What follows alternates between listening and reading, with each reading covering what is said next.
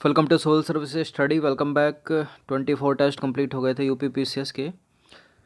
यह है practice set number 25। तो चलिए स्टार्ट करते हैं। इस पूरी की पूरी टेस्ट सीरीज़ की प्लेलिस्ट बना रखी है, वहाँ पर आप टेस्ट नंबर 1 से लेकर 25 तक पहुँच सकते हो। उसका लिंक डिस्क्रिप्शन बॉक्स में मिल जाएगा। तो क्वेश्चन नंबर 1 पर आ जाइए। भारत के एक क्षेत्र की निम्नलिखित विशेषताएँ हैं। ये हैं 4 विशेषताएँ। उष्ण और आर्द्र जलवायु, 200 सेंटीमीटर वार्षिक वर्षा, 1100 मीटर की ऊंचाई के पहाड़ी ढाल और 15 डिग्री सेल्सियस से 30 डिग्री सेल्सियस तक का वार्षिक ताप परिसर। तो आपको बताना है कि निम्नलिखित उपजों में से कौन सी उपज है, उसको जो है ऊपर दी गई विशेषताएं सही तौर पर वर्णित करती हैं। सरसों की, कपास की, काली मिर्च या फिर वर्जीनिया तंबाकू, बताइए। 200 सेंटीमीटर से अधिक वर्षा सरसों के लिए तो आवश्यक है नहीं। 15 डिग्री से 30 डिग्री टेम्परेचर, 1100 मीटर का ऊंचा पहाड़ी ढाल किसके लिए? काली मिर्च के लिए। सी है इसका आंसर। तो देखिए, उष्ण और आर्द्र जलवायु हो गई, 200 सेंटीमीटर वार्षिक वर्षा हो गई, 1100 से 1300 मीटर तक की ऊंचाई के पहाड़ी ढाल और 15 डिग्री से 30 डिग्री सेल्सियस तक का ताप परिसर वाले क्षेत्र में काली मिर्च के उपजाए जाने की संभावना सबसे अधिक है। लौंग प्राप्त होती है, किससे प्राप्त होती है लौंग? जड़ से नहीं होती, तने से नहीं होती, पुष्प कली से होती है लौंग प्राप्त। डी है इसका आंसर। तो देखिए, लौंग जो है एक मध्यम कद वाला सदाबहार वृक्ष की सूखी पुष्प कलिका है। लौंग एक प्रकार का मसाला है, इसका उपयोग औषधि के रूप में किया जाता है। निम्नलिखित में से कौन सा राज्य इलायची के उत्पादन के लिए पहचाना नहीं जाता या पहचान नहीं रखता? कर्नाटक में तो इलायची का उत्पादन होता है, केरल में भी होता है, तमिलनाडु में भी होता है। नहीं होता है तो कहाँ? उड़ीसा में। तो देखिए, तमिलनाडु, केरल और कर्नाटक में छोटी इलायची मुख्य उत्पादक के रूप में, और अगर बड़ी इलायची की बात करें तो ऊपर नॉर्थ में चला जाइए, सिक्किम और पश्चिम बंगाल, उड़ीसा राज्य में इलायची का उत्पादन नहीं होता है। निम्नलिखित विशेषताएं भारत के एक राज्य की हैं। उसका जो उत्तरी भाग है शुष्क और अर्ध शुष्क है, उसके मध्य भाग में कपास का उत्पादन होता है। उस राज्य में खाद्य फसलों की तुलना में नकदी फसलों की खेती अधिक होती है। किसकी बात हो रही है? गुजरात, आंध्र प्रदेश, कर्नाटक, तमिलनाडु। उस राज्य में खाद्य फसलों की तुलना में नकदी फसलों की खेती अधिक होती है। गुजरात की बात हो रही है। ऑप्शन नंबर ए है इसका आंसर। तो देखिए, गुजरात राज्य का जो उत्तरी भाग है वो शुष्क एवं अर्ध शुष्क है, शुष्क और अर्ध शुष्क। उसके मध्य भाग में कपास की व्यापक पैमाने पर खेती की जाती है। यहाँ खाद्य फसलों की तुलना में नकदी फसल अधिक उपजाऊ होती है या उगाई जाती है।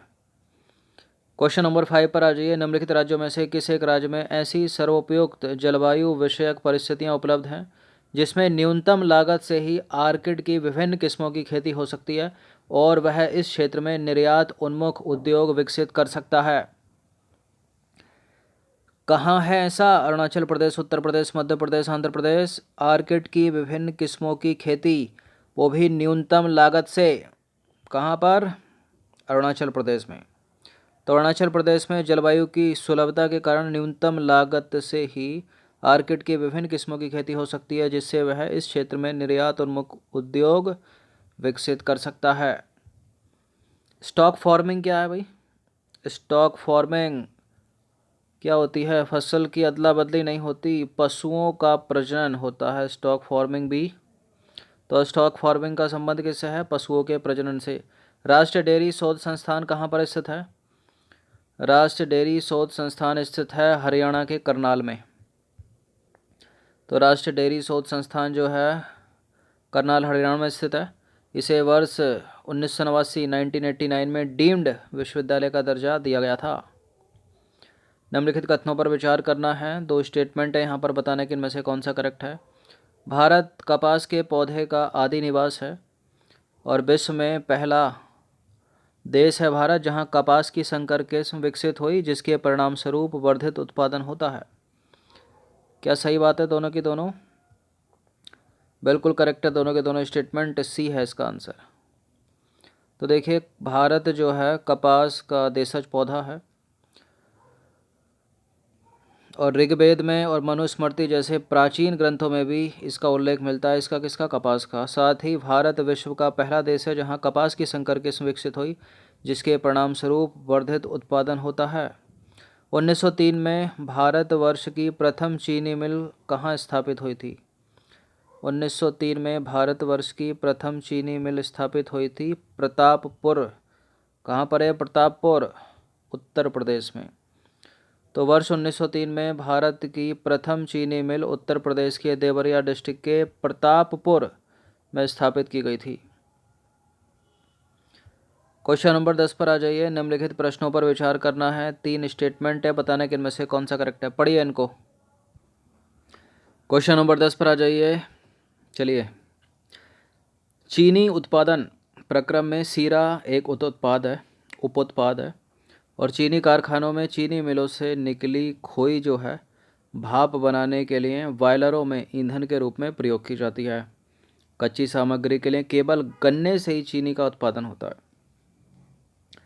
क्यों? चुकंदर से नहीं हो सकता क्या? गलत है स्टेटमेंट। पहला दूसरा सही है, तो इसका आंसर हो जाएगा 1 ओनली।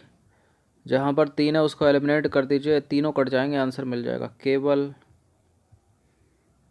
अधिकतर गलती होता है। देखिए, चीनी उत्पादन प्रक्रम में सीरा जो है एक उपोत्पाद है जिसका उपयोग अल्कोहल निर्माण में किया जाता है और इससे जो खोई निकलती है वो भाप बनाने के लिए ईंधन के रूप में प्रयुक्त हो जाती है। चीनी का निर्माण केवल गन्ने से नहीं बल्कि चुकंदर से भी होता है।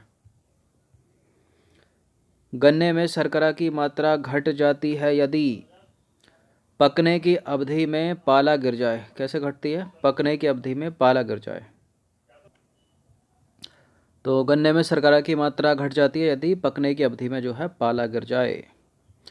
देखिए, गन्ना जो है एक उष्णकटिबंधीय जलवायु का पौधा है जिसके लिए उच्च तापमान कितना 20 डिग्री से 26 डिग्री तथा 8 महीने तक 150 सेंटीमीटर तक वर्षा की आवश्यकता होती है, वार्षिक वर्षा।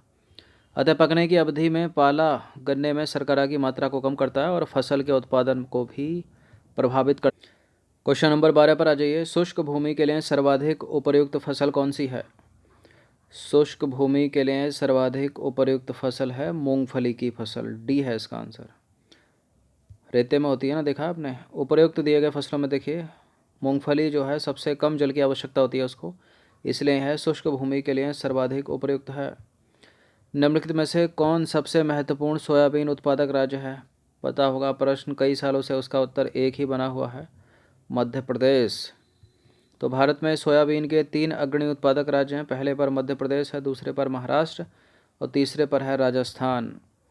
जिप्सम की अधिक मात्रा होती है, किस में होती है जिप्सम की अधिक मात्रा? मूंगफली की फसल में। मूंगफली की फसल में जिप्सम की अधिक मात्रा होती है। ठीक है, तो मूंगफली की फसल में अधिक मात्रा में होता है जिप्सम। क्वेश्चन नंबर 15 है, अंतिम प्रश्न है ये। निम्नलिखित में से किस फसल में सबसे ज़्यादा प्रतिशत तेल की मात्रा होती है?